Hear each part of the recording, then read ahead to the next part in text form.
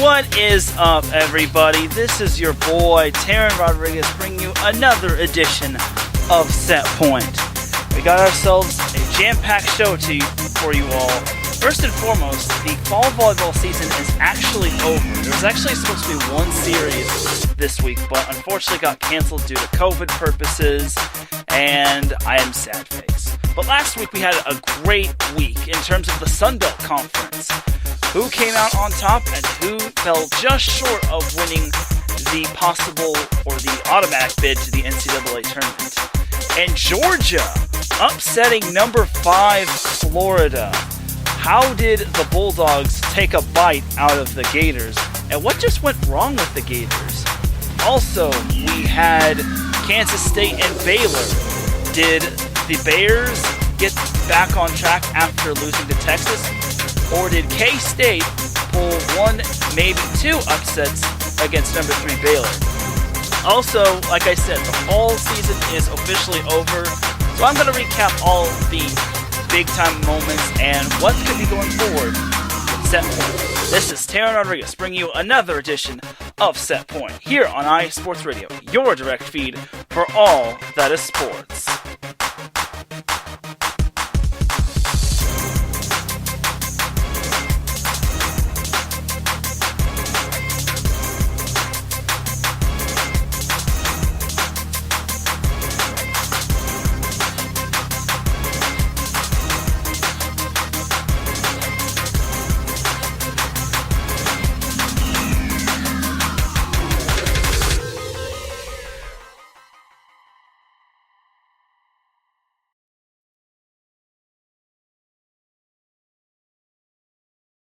And welcome one, welcome all to another edition of Set Point here on iSports Radio, your direct feed for all that is sports. Thank you for joining me on this Tuesday afternoon. Before I get into last week, I just gotta say this fall season just went by so quickly. It feels like yesterday that we had the season start. Like, it just went by so quickly. Like, I'm so mind blown. Like, where did the time go? Like, we're already in November. This week is Thanksgiving. And just like that, we have no more NCAA volleyball. So, again, I don't know what's going to happen with Set Point going forward. We may have to take a hiatus. I may try to keep the show running because, again, I haven't needed to take a week off from Set Point since back in early March. Like, I've been on doing Set Point for 37, now 38 weeks straight, which is quite mind-boggling. Like, even when COVID first hit, I still kept doing Set Point, which, again, it's still quite phenomenal, even with the limited content. So, we'll see if I could scrap together some ideas going forward. Okay, now let's get into the volleyball match that happened last week. And we're actually going to save the Sun Belt Conference for segment 2. So, let's start off with Kansas State and Baylor. Kansas State, the number 10 team in the nation, while Baylor, coming off of their 2 losses to Texas, is the number 3 team in the nation. This is basically for second place in the Big 12. And again, second place doesn't really mean anything considering it's either you're first or you're not first. Because if you're not winning the conference championship, you are basically an at-large team. But I could see one, if not both of these teams being possible NCAA-bound teams. And it would be cool because Kansas State has drastically improved, and Baylor is still Baylor, so we'll see. So anyway, here we go. Kansas State and Baylor. So first set, Baylor showed no signs of any pregame jitters as Kansas State just, I don't know what happened. It looked like they were rattled in some sort of ways. Maybe it was playing on the road. Maybe it was because they had to face a pissed-off Baylor team. And there were only 3 ties in set number 1, as Baylor took the first set 25-15.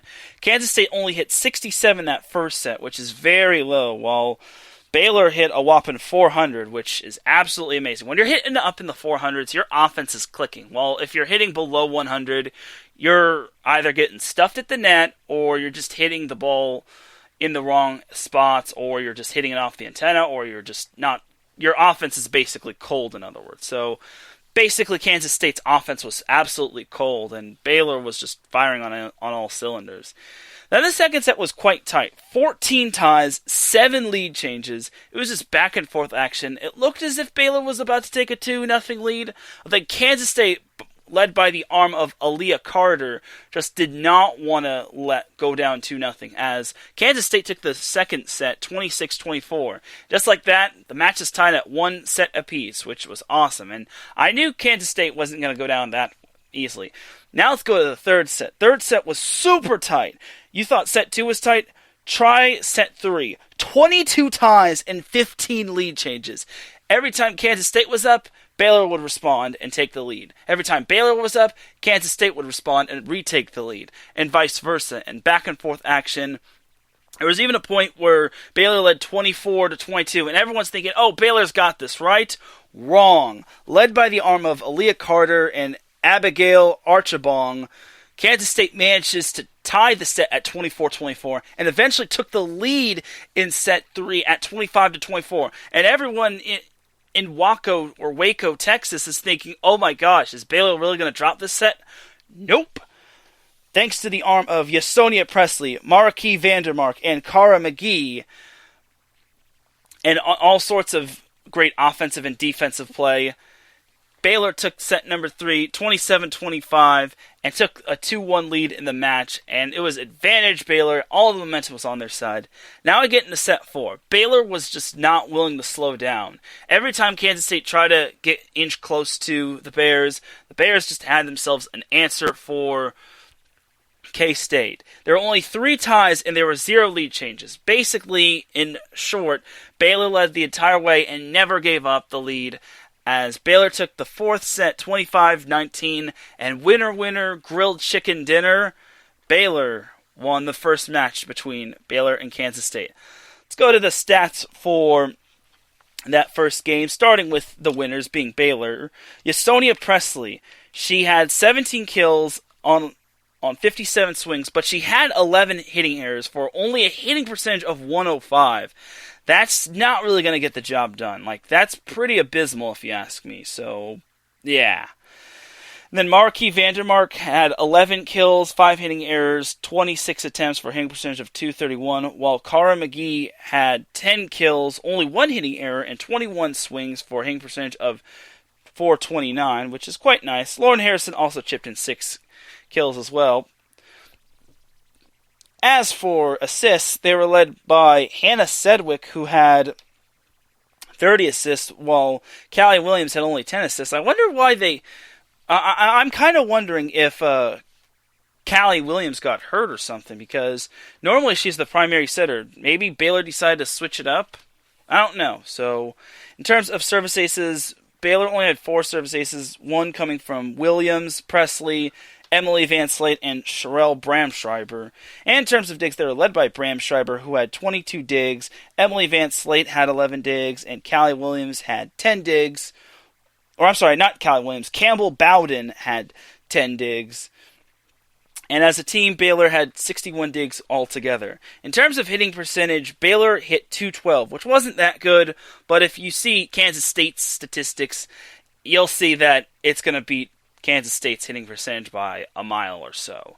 So anyway, leading Kansas State in the losing effort was Aaliyah Carter, who had 18 kills, 42 attempts, but 12 hitting errors for a hitting percentage of 125. Only a freshman, a 5'9" freshman, mind you, and she's getting kill after kill, so she is going to be big time in the near future. Then Abigail Archibong had 12 kills, only 2 hitting errors, and 20 attempts for a hitting percentage of 500. Solid night for her. And then Kansas State also had Katie Fernholz and Bryn Carlson, who each had 6 kills, which was nice as well. And that was pretty much it. They only had 49 kills on the night. And in terms of assists, they were led by Tiana Adams Kaunoi, who had 38 assists. I probably butchered her name, and I do apologize. In terms of service aces, they only had 2 service aces, courtesy of Holly Bond. By the way, in terms of blocks for Baylor, Baylor had a whopping 17 and a half blocks, which was quite astounding. They had 33 block assists, which was freaking ridiculous. In terms of Kansas State's blocks, they only had 8 altogether, which is kind of underwhelming, and it's kind of disappointing, but I don't know, maybe Kansas State doesn't have the height as Baylor does. I know Baylor has a lot of height on their hands, so yeah, that's something to remember. In terms of digs, they're led by Mackenzie Morse, who had 19 digs, while Jackie Smith had 11 digs, and Lauren Hinkle had 7 digs. In terms of hitting percentage for Kansas State, they had a whopping 124, which is not going to get the job done. Like, both their teams' hitting percentages were pretty abysmal, with Kansas State's being very low. Their only bright spot in terms of hitting was probably Katie Fernholz and Abigail Archibong. Like, a couple players registered negative hitting percentages, and then Aaliyah Carter had only a hitting percentage of 125. But again, she's only a freshman. Like, we can let her slide for that one match, and she's going to continue to grow. So, yeah. So, that's the first match. I'm not going to get into the second match, just because the second match wasn't too really worth it. In short, Baylor won the match in straight sets. They swept Kansas State, which I was disappointed in on Kansas State's part. But Baylor showed that they are the number 3 team in the nation for a reason. First set, I'll just go quick and dirty and not even read the stats. The first set, Baylor showed no signs of slowing down as they took the first set 25-19, I believe it was. And the second set was quite tight as both teams were back and forth. It was basically a tug of war between both of those teams. But eventually, Baylor came out on top in set number 2, winning it 23-25, or 25-23. And then the third set, Kansas State just looked out of it. I think losing set number 2 really deflated Kansas State. Kansas State is a young team, and they're eventually going to get there. But Baylor took the third set 25-13 and the match, and that's how Baylor finished second in the Big 12 conference. So I could see Baylor being an at-large team. There's no doubt in my mind I see Baylor as an at-large team. Like, there's no doubt. They're top 5 for a reason. The only way Baylor doesn't get an at-large position is if they lose all their non-conference games that they'll be playing the next calendar year. And I think Baylor doesn't have any games to make up. I'm not entirely sure. I know Texas has a couple of games they need to make up in terms of conference games. They have to play TCU, which I could see Texas winning that one. Like, TCU isn't really the greatest team in the conference, so there's that. Like, a few games got canceled in terms of the Big 12 last week, which really sucked. So, overall, as for Kansas State, I can also see them being an at-large team going into the NCAA tournament. The problem is there's 32 at-large spots. Like, can they be one of those teams that gets an at-large spot? Because you also have to remember, the Pac-12 could have some teams. The Big Ten's going to have quite a bit of teams. The Big West may have some teams. It's all about our strength of schedule and then RPI and all that other statistical baloney and all that. So, yeah, we'll have to see what Kansas State's effort is. But I will say this about Kansas State. The future definitely looks bright for them. I really want to see that team try to challenge Baylor or Texas for the top spot in the Big 12 conference. So we'll see. We'll see. I think they have the tools. It's just all about if they can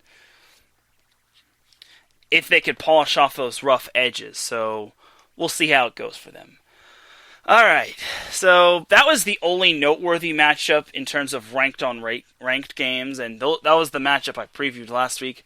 Now let's go to the matchup that I want to talk about, and this comes from the SEC, and let's just say the SEC upsets continued. Okay, so this was unranked Georgia versus number 5 Florida. Florida coming off of that tough and ugly loss to South Carolina. South Carolina is a good team, but I didn't think they would lose. I thought South Carolina would give them some trouble, but not lose. Like, Florida, you were a top 5 team, and you're currently still a top 5 team, so, yeah.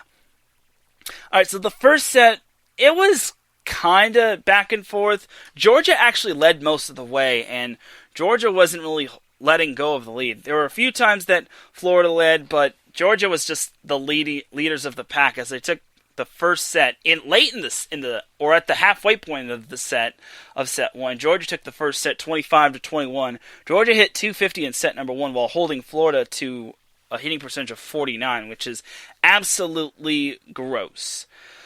So now second set, it was also tight.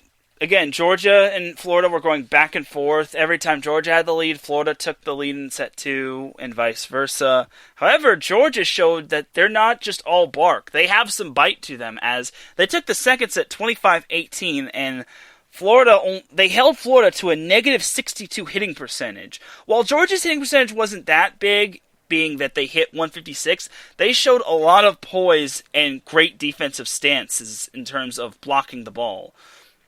I'll be talking about that statistic after the match. So just like that, Georgia's up 2-0 on the number 5 team in the nation, and I'm just wondering what the heck is going on. Like, why is Florida building these leads and then losing them? It's just mind-blowing, man. It's like, what are you doing, Florida? Come on.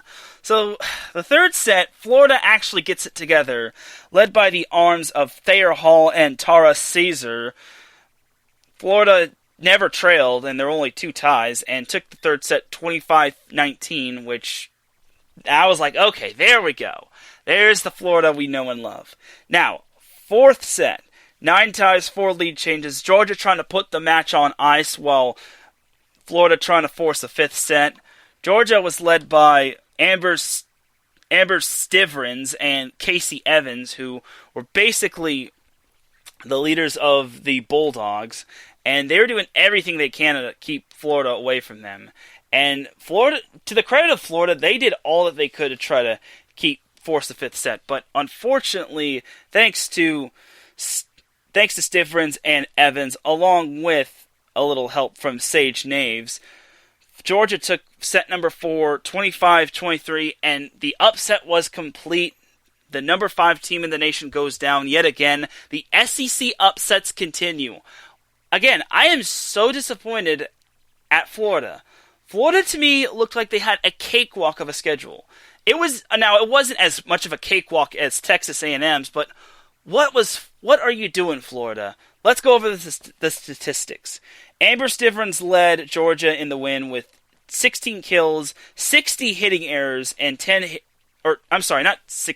hitting errors. 60 attempts and 10 hitting errors for only a hitting percentage of 100, which is absolutely atrocious. Casey Evans fared better as she had 15 kills, only 4 hitting errors, and 34 swings for a hitting percentage of 324, which is not that bad. Actually quite good. Other than that, their next kill leader was Sage Naves, who had 5 kills, no hitting errors, 10 swings for a hitting percentage of 500. I don't know what Georgia's strategy was, but I guess it kind of worked. In terms of assists, they ran a 6-2 offense, which probably slowed Florida down. They're led by Bryn Chandler, who had 21 assists, while Delaney Hans had 18 assists. In terms of aces, Georgia registered 5 aces, and 2 came from Chandler, and 2 came from Claire Rothenberger. And in terms of digs, they were led by Casey Evans, who had 14 digs, while Rothenberger had 11 digs. As a team, Georgia had 52 digs, which I'm kind of surprised at that. In terms of blocks, Georgia had 11 blocks, which is kind of cool. And as for hitting percentage, Georgia hit only 184. So, yeah. Okay, so now let's go to Florida. Oh my God. Let's see. Okay. Oh boy. Oh boy. Oh boy. Oh boy. Oh boy. Let's go with Florida stats.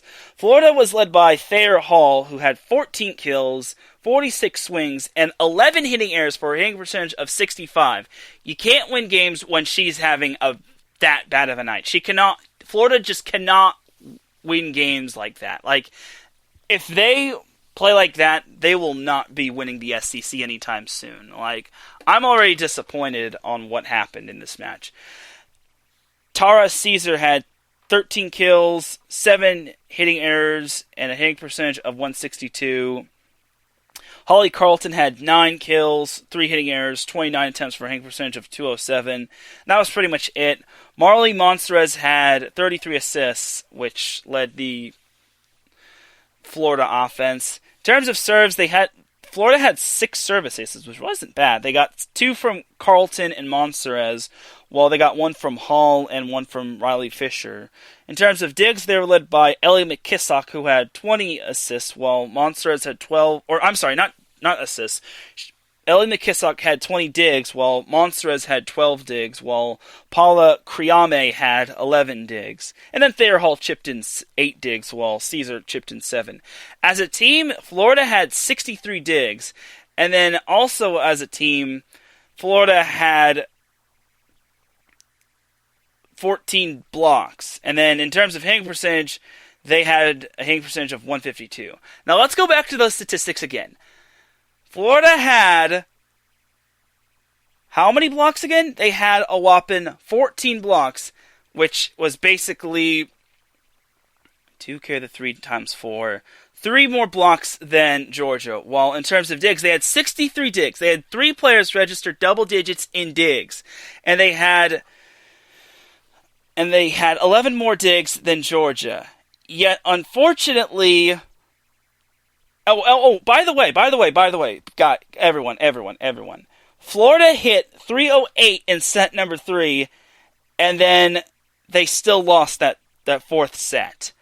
And then Georgia only hit 220 in set number 4, and their highest hitting percentage was in set 1, which was 250. Well, Florida was starting to get it together, but let me just tell you, Florida hit over 300 in set number 4, and they still lost. And they also had those statistics, and they still lost set 4. Ah! Florida, how are you posting those statistics and you're not winning? If you're out digging a team like Georgia, you should be winning games like that. If you're out blocking Georgia, you should be winning. How are you going to have a hitting percentage of 152?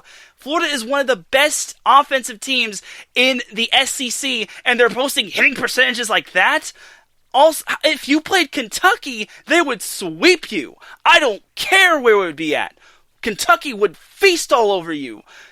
Florida, I'm not saying you were as disappointing as Texas A&M, but that is not how you win the SEC. You cannot lose to teams like Georgia or South Carolina. Kentucky now has a 2-match lead over you going into the 2021 season. You have disappointed me. I can't believe this. And as far as I'm concerned, Florida, you have disappointed me the past 2 weeks by losing to South Carolina and Georgia. This week has taken the cake. You lost to an unranked team. I know SEC upsets are all over the place, but you lost to Georgia. You're supposed to be beating teams like that. The only team Florida should be losing to is Kentucky. Maybe Texas A&M prior to their blunders. But let me just tell you, Florida, you have disappointed me. The nerve of you. Get Dentarius Locke in here right now. Oh, Florida. I can't believe it. I can't believe this, man. 11 hitting errors from your best player. 11 hitting errors. 11 hitting errors for a hitting percentage of 65. Why isn't other players other than like Harley Carlton and Tara Caesar stepping up? Why is Tara Caesar having a hitting percentage of 162? Why is Harley Carlton having only 9 kills and a hitting percentage of 207? That's not how a top 5 team should be playing. They should be playing so much better than that. It's any wonder Kentucky is on pace to win the SEC. You are now trailing Kentucky by 2 games. You are now even tied for Arkansas for second place in the SEC. Yeah, I said it. Florida are now tied for second in the SEC with Arkansas. Arkansas wasn't even thought of when it came to winning the SEC until they started playing tough against Missouri, and then they upset Texas A&M. But still, I'm disappointed in you, Florida. The nerve of you, as my boy Marcus Losgreat would say. The nerve of you. All right. Now for the second matchup between Georgia and Florida. All right. So first set was actually Florida never trailed in that set, but the problem with Florida was that they couldn't pull away from Georgia. Georgia was just relentless. They were trying to pull that second upset. They wanted to close the 2020 fall season with a bang. But Florida decided to shut the door on them in set one, which is what they should have done in the first match, as they won the first set 26-24. There were even thoughts of me thinking, oh, Florida's going to allow Georgia to take the first set. And then Florida was like, nope, not today, Bulldogs. The second set was a lot more manageable, as there were only 3 ties. There were 2 lead changes, but Florida just out-Florida'd Georgia and took the second set 25-19. Holly Carlton was getting more involved in the offense. Thayer Hall wasn't having to take like 60 swings, and Caesar was just Caesar. So Florida's up 2-0, and then I'm thinking, okay, this is the Florida we came to see. It's over, right? Nope. Georgia decided to pull out all the stops in set 3. Georgia wanted to force a set 4 and possibly force a set 5. Georgia just flat out stomped on Florida, winning that third set 25-13. I couldn't believe it. I'm surprised there was actually a lead change and a few ties, but Georgia just led from pretty much from start to finish, as they posted a .321 hitting percentage while holding Florida to only a 31 hitting percentage. And yeah, Amber Stivrins and Casey Evans were the top leaders for Georgia. As for set 4, there were 10 ties and 5 lead changes, the most of any of the sets. Georgia was doing all it can to force the 5th set, but they were still playing from behind against Florida. And it was getting close to the end, and I was thinking, okay, Florida's going to win this. I think they were up like 24-19 or something like that. And then Georgia was coming back, and it's like, oh, come on, Florida, you can't do this. And then Florida finally shut the door on them, and it's like, thank you. And then Florida took the 4th set 25-23. Now let's look at the Florida stats. Much better statistics as opposed to the previous day. Tara Caesar led Florida with 18 kills, 8 hitting errors, and 44 attempts for a hitting percentage of .227. Holly Carlton, like I said, she got more involved, and she had 15 kills, only 5 hitting errors, 38 attempts for a hitting percentage of .263, while Thayer Hall also had 14 kills, only 3 hitting errors, and she only took 43 swings for a hitting percentage of .256. Not bad. Again, at least Florida had themselves a solid night. And I wanted to give a shout out to Davidson Crooks for popping in the chat room. Just in time, Davidson, I am just recapping the second matchup between Florida and Georgia. Georgia actually upset number 5 Florida, in case you're just joining us. So I'm still shocked at what happened with Florida that first match. Okay, now in terms of assists, they were led by Marley Monserez, who had 47 assists, while Paula Criame had 7 assists. In terms of service aces, they were led by Caesar, who had 2 aces, while Thayer Hall and Monserez had 1 ace apiece. In terms of digs were all around in this match for Florida, as they were led by Monserez, who had 17 digs. Yes, Monserez, the setter, led the team in digs, while Criame had 15 digs, Tara Caesar had 12 digs, and Ellie McKissock had 11 digs. As a team, Florida had 68 digs, which is quite nice. They kept the ball from hitting the floor. Florida also had 8 blocks the whole game. They didn't have any solo blocks, but hey, teamwork makes the dream work. And as a team, Florida had a hitting percentage of .256. That's much better than hitting a whopping .156. Like, the fact that Florida even had that abysmal hitting percentage is beyond me. So, actually they hit .152, so they bettered their hitting percentage by a whopping 100 plus. So, good for Florida. As for Georgia, they were led by Amber Stivrins, who had 23 kills, 6 hitting errors, and 56 attempts for a hitting percentage of .304. Casey Evans had 12 kills, 8 hitting errors, and 47 attempts for a hitting percentage of 85. Not that great. Mallory Hernandez also chipped in 8 kills, while Sage Naves had 7 kills. The 6-2 offense kept Georgia afloat as they were led by Delaney Hans, who had 25 assists, while Alexa Fortin had 20 assists. In terms of service aces, they were led by Fortin and Evans, who each had 2 aces, while Delaney and Phoebe Awalai had 1 ace apiece. In terms of digs, they had, just like Florida, they had 4 players register double-digit digs, as they were led by Evans, who had 17 digs, Claire Rothenberger had 16 digs, Fortin had 15 digs, and Stivrins added 10 digs. And just like Florida, Georgia had 68 digs, while they had 9 blocks and a hitting percentage of .226. So overall, Georgia really was more impressive. Despite losing, Georgia really showed everyone that they can hang with some of these teams. The problem was that Florida just had too much talent, and they knew they did not want to go into the break trailing Kentucky by 3 games, because if Florida falls down to third place, they can basically kiss the SEC championship goodbye, because Kentucky isn't losing to a whole lot of SEC teams.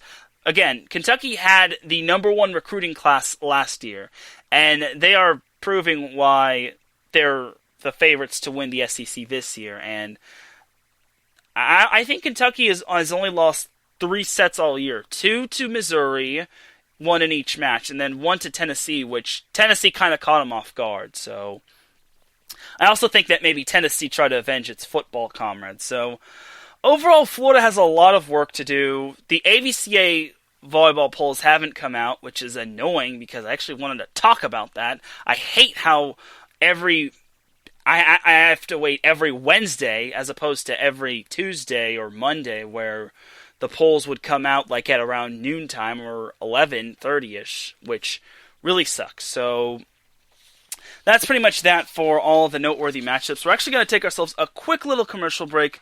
When we come back, it is time to recap the Sun Belt Conference Tournament, and we're actually not going to be on for too long because we have another show coming up at 6 p.m. Pacific time. So you're listening to Set Point here on iSports Radio, your direct feed for all that is sports.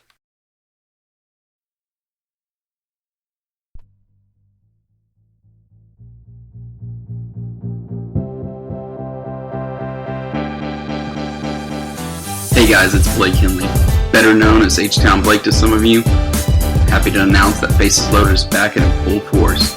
We'll be bringing that high heat every Tuesday night here on iSports Radio. So come home, get ready, dig into that batter's box, and see if you can chase that high heat, baby. So we'll be coming to you live with all the stats, all the rundowns, all the division rivalries, and every team that's going to make the playoff push to get to that one and only October and get to the pinnacle of what baseball is, to hoist that Commissioner's Trophy when it's all said and done.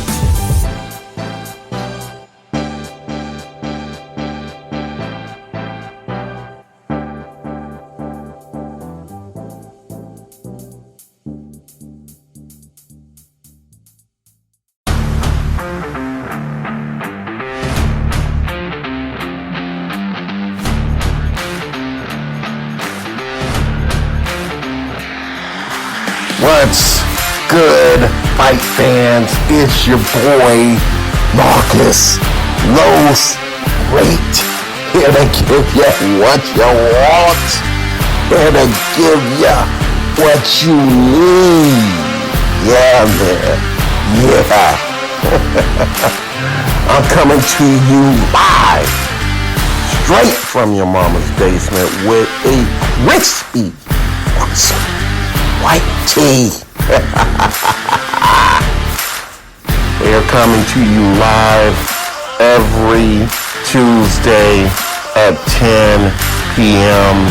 Eastern Standard Time. Powered by IE Sports Radio, your direct feed for all that is sports.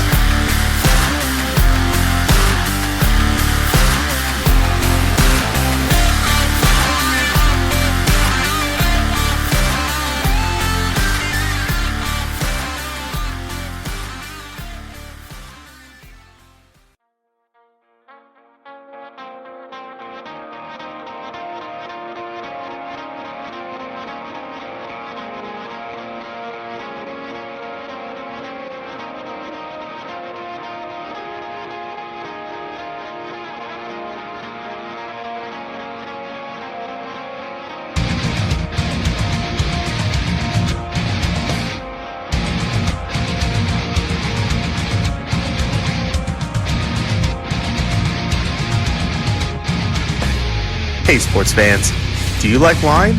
Well, we've got the show for you.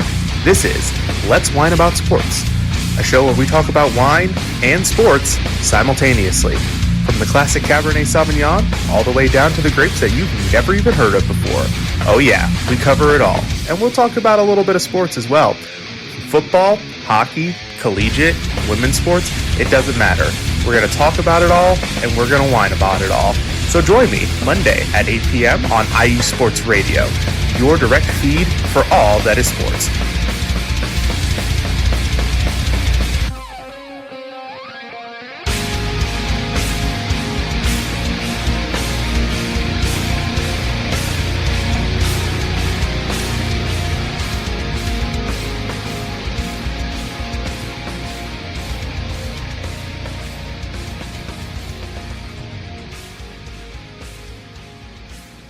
And you can check out that show, along with a majority of our other shows on IE Sports Radio. You can check it out on different platforms such as Spreaker, TuneIn, Spotify, YouTube, Apple Podcasts, you name it.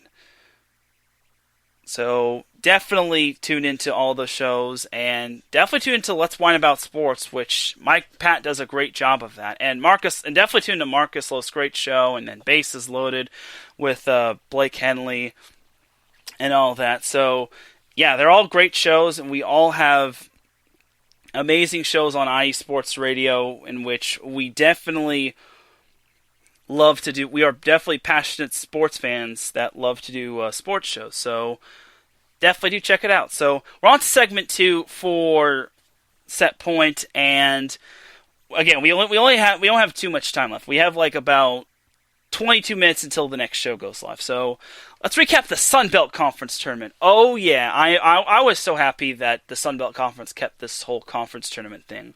So we're actually going to breeze by the pool play matches. So let's take our time machine and go back to last Wednesday, where we had pool play start. So this was the surprise match of the day. Little Rock beat Louisiana in 4 sets. Now, Little Rock isn't the greatest team in the Sun Belt Conference, but the fact that they even upset Louisiana is poggers, man. Like, Little Rock finished 5th in the Sun Belt Conference West, which is absolutely abysmal. But the fact that they pulled off that upset against Louisiana is mind-blowing. And Louisiana has had themselves a solid year. They kind of fell off the wagon when they lost to Texas State, so that's kind of where they kind of fell off. And then also in pool play, Texas State beat UNL Monroe. No surprise there. Then here's another shocker. Georgia State beat Troy. And Georgia State posted I think it was an NCAA or team record. I believe it was like 22 overall kills, which again, it's just mind-blowing, man. Like, I was quite astounded by it. I'm going to try to look up the number. Yeah, team blocks for a record, and it doesn't say how many blocks the team had, but Lauren Hager registered 19 blocks. I believe most of them were like block assists, but still, that's quite amazing that Georgia Southern had accomplished that feat. That was amazing. Team blocks record, and their first ever Sun Belt tournament win. That's how rough of a Sun Belt Conference tournament Georgia Southern had until they managed to get the upset win over Troy. So that's some good stuff right there for Georgia Southern. Now let's move on to Thursday. So Thursday, Little Rock beat Georgia State, which made Little Rock win Pool D, which was absolutely amazing. Like, Little Rock was the bottom seed in Pool D, but they managed to win it, which is quite nice. So good on Little Rock. South Alabama beat UNL Monroe. No surprise there. Coastal Carolina beat App State. Thing about Coastal Carolina and App State, they were the only 2 teams in Pool A because Arkansas State kind of had to drop out because of COVID-related things. And that kind of sucks because Coastal Carolina and App State just met against one another in the Sun Belt Conference pool play, and then they faced off against one another, and the winner basically advanced to the semifinals, while the loser basically went home. And Coastal Carolina beat App State. They kind of had a little difficulty beating App State, which, in terms of putting them away, as they actually trailed in the first set, and then the second set, and then they had to come from behind to win that first set, and then the second set they managed to have an easier time. The third set, App State was just leading most of the way. They kind of made a late surge, but App State took the third set. But then that didn't deter Coastal Carolina as Coastal Carolina took the fourth set with the greatest of ease, and they took the match. Something else happened with Coastal Carolina in their match against App State, as I'm trying to look for it right now.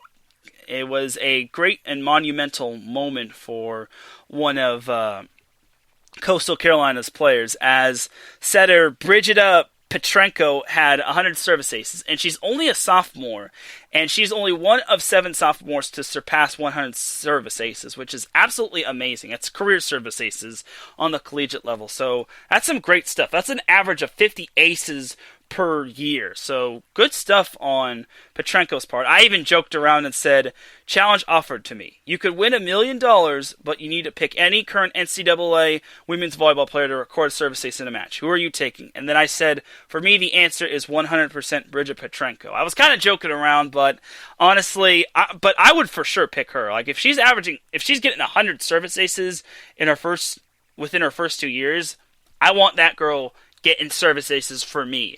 I don't care who it is. I don't care how she gets it. Give me that girl to get me some service aces and my $1 million. And then I'll share it with her. Okay, so just to recap, pool play from Thursday, November 19th. UT Arlington beat Georgia Southern, which really put Georgia Southern in a very tough predicament. Like, now that basically Georgia Southern was no longer in control of its destiny. I will say this about Georgia Southern. They took a set off of UT Arlington, but UT Arlington is such a great team. They finished third in the Sun Belt Conference West, which behind Louisiana and Texas State, that's still pretty impressive. So now for Friday, the last day of pool play, Georgia State beat Louisiana. Louisiana just really disappointed me. I thought Louisiana was going to be better than this.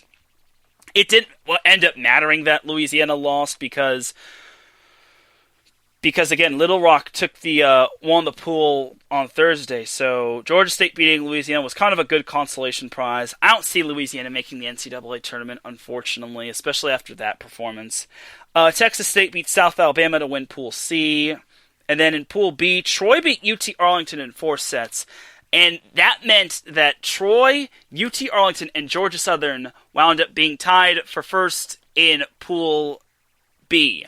Unfortunately, and I guess due to like some sort of mathematical thing, Troy managed to win the pool. I don't know why they won.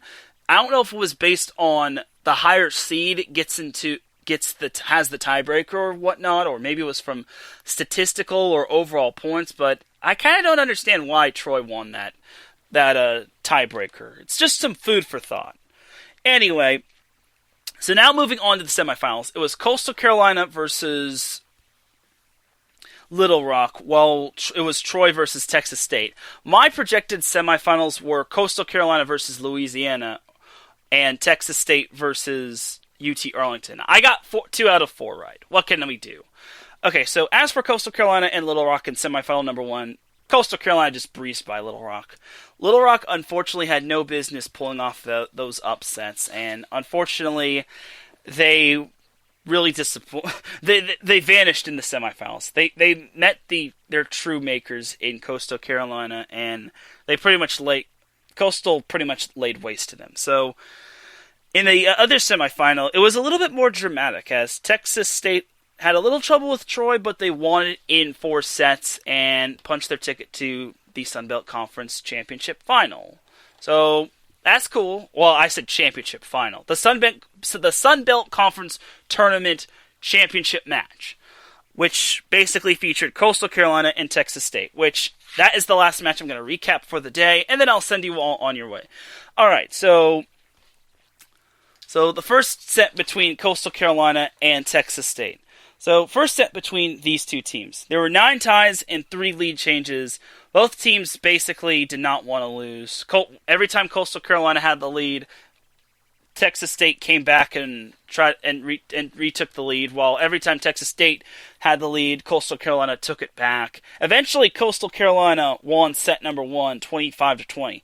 Now, set number 2 was quite the sad scene for Coastal Carolina.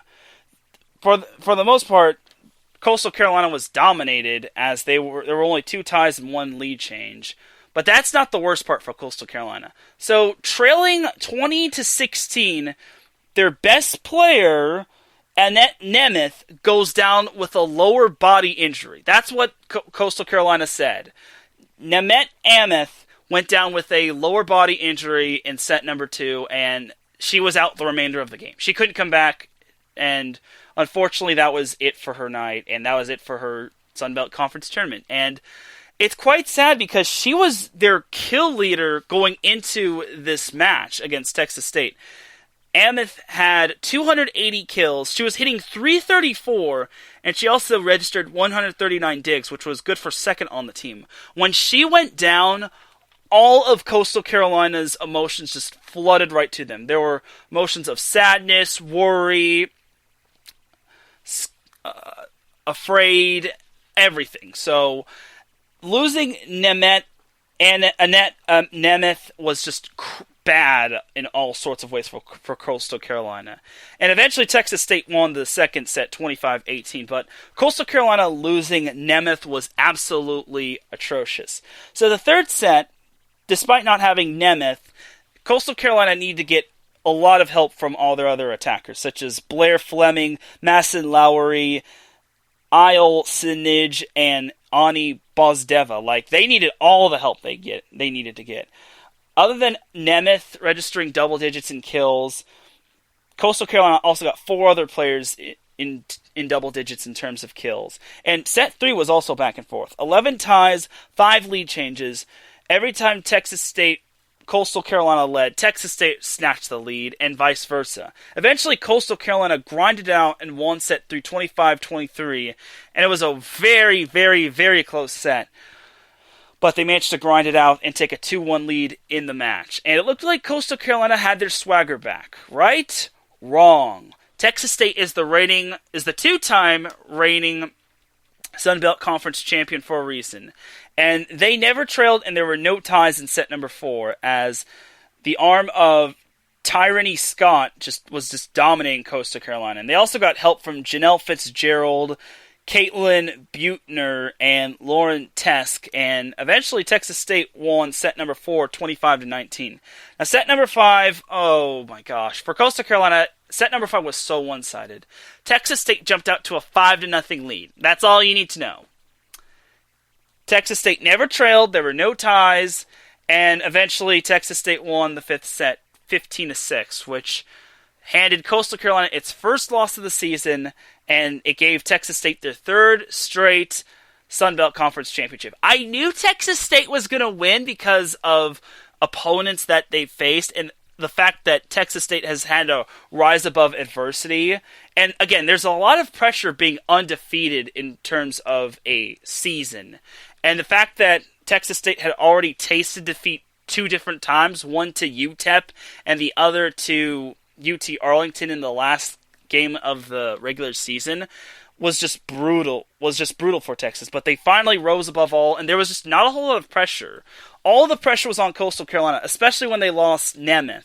So let's go to the statistics, shall we? So leading Texas State in the win was Tyrone Scott, who had 18 kills, 6 hitting errors, and 36 attempts for a hitting percentage of .333. Janelle Fitzgerald had 13 kills, 7 hitting errors, 32 attempts for a hitting percentage of .188. Caitlin Butner had 12 kills, only 1 hitting error for a hitting percentage of .407, while Lauren Tesk had 10 kills, 1 hitting error, and 35 attempts for a hitting percentage of .257. In terms of assists, Emily DeWalt had 49 assists. In terms of serves and service aces, they had 9 service aces, with Tesk having 3 of them, while Jillian Slaughter having 2 of them. Kayla Granado having 2 of them, and Brooke Johnson having 2 of them. I've seen Texas State serve, and they serve quite nicely. I saw Texas State serve against Long Beach State last year. They could serve the lights out if they get hot on the service line. In terms of defense, Texas State had 70 digs. They had DeWalt having 18 digs and leading the way, while Brooke Johnson had 15 digs. Kayla Granado had 11 digs, and Michelle Foster had 10 digs. And in terms of blocks, Texas State had 13 blocks, while hitting percentage they hit .241, which was quite nice. Now as for Coastal Carolina. Coastal Carolina was led by Annette Nemeth, who had 12 kills, along with Blair Fleming. Remember, Nemeth left in set number 2, and she still led the team in kills. Ani Bozdeva, Isle Sinage, and Madison Lowry had 10 kills apiece. That's just how balanced Coastal Carolina had to be when Nemeth went out. And again, losing a player like Nemeth really hurt Coastal Carolina going forward. They obviously won that 3rd set, but it was a grind. Like, Coastal Carolina just did not look the same after they lost Nemeth. In terms of assists, they were led by Brigetta Petrenko, who had 49 assists. Service aces, this was the big thing.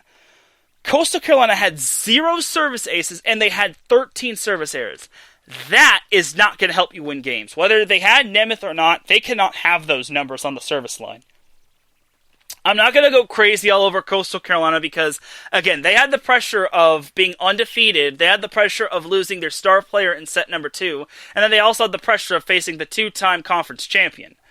So there was that. In terms of digs, they were led by Lena Perugini, who had 25 digs. Petrenko had 13 digs. Jelena Prolik had 8 digs, and Ani Bozdeva had 7 digs. As a team, Coastal had 61 digs. As in terms of blocks, they had 13 blocks. 6 of them were solo stuffs. And in terms of hitting percentage, they hit .252. Now, here's the thing about Coastal Carolina.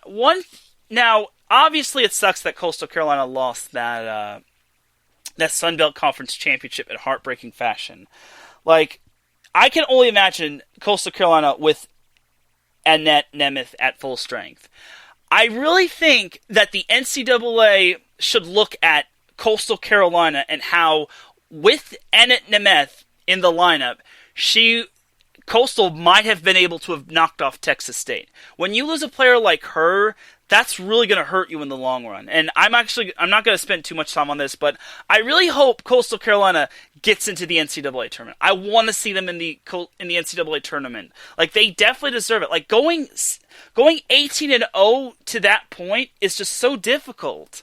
And then the pressure of losing your star player and facing a 2-time champion really hurts. So I really hate to see Coastal Carolina miss the NCAA tournament. But then you also got to know that you also have to wonder if Coastal will be playing some noteworthy opponents in the 2021 season. I don't know, so we'll see how it goes for them. I think Coastal Carolina should make the NCAA tournament, and they'll be fine going forward so long as they do their part and they don't suffer too many upset losses. The good thing about heading into the fall break is that Nemeth will have enough time to heal up, and hopefully it's not like a torn ACL or anything like that. Like, if it's just a lower body injury and she can come back from it, then she will be back and ready to go for the Chanticleers. But that's going to do it for the Sun Belt Conference Tournament, and that's pretty much going to do it for this week's episode of Set Point. We actually don't have a whole lot of time. We have about 5 more minutes until the next show goes on. Next week we will have Set Point because I'm gonna actually move the recap of the whole entire season to next week, and then I'm also planning to release a piece on the iSports Radio blog website regarding all of the conferences and how well each conference did and I'm gonna grade each conference in my opinion. And you're just going to have to tune in and wait to see what my blog has to offer. So, anyway, with that being said, as for Set Point going forward, again, we may have to take hiatus. Set Point may have to go on hiatus. I don't know, but we'll see. Like, it's not set in stone. Like, I'll try to keep Set Point going, but if we have to take a hiatus until January of 2021, then so be it. I believe it's January 21st, 22nd when the NCAA women's volleyball season resumes in terms of women's volleyball. I don't even know in terms of men's or beach volleyball. So, but I'll talk about that when that news breaks. So, again, here's to 38 straight weeks of being live with Set Point. And with that being said, it is time to drop the beat, because I'm about to dip like a banana in chocolate. You feel me? Thank you all for tuning into Set Point. I really do appreciate it. If you're listening live, I am greatly appreciative of that. If you're listening on the replay, I also do appreciate you tuning in. Don't go anywhere, because we have ourselves another show coming on. It is a new show. It is called the NorCal Faithful Sports Show, hosted by Big Dan himself. I don't know his full name, but the NorCal Faithful Sports Show comes on live pretty shortly. So in about 3 minutes. So for everyone here at iSports Radio, this is Teran Rodriguez signing off. Have a great rest of the night, and I shall see you Friday for the SoCal Supreme Sports Show. Have a great night, everybody.